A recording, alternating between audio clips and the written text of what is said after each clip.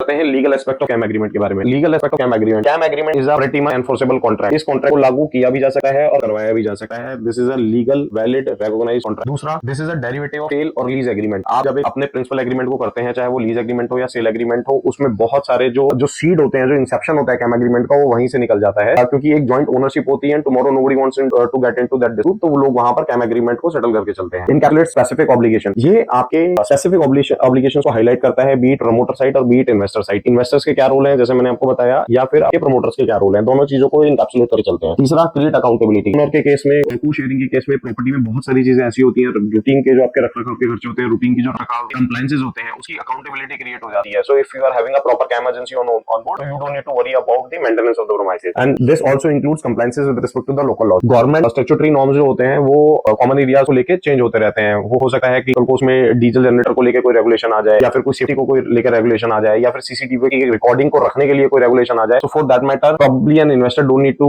get delve into the details of that property, या फिर जो उसके एक्शंस है, रिस्पेक्टिव अकाउंटेबिलिटी है, उसमें जाने की जरूरत नहीं है। This is something that shall be maintained under the CAM agreement only.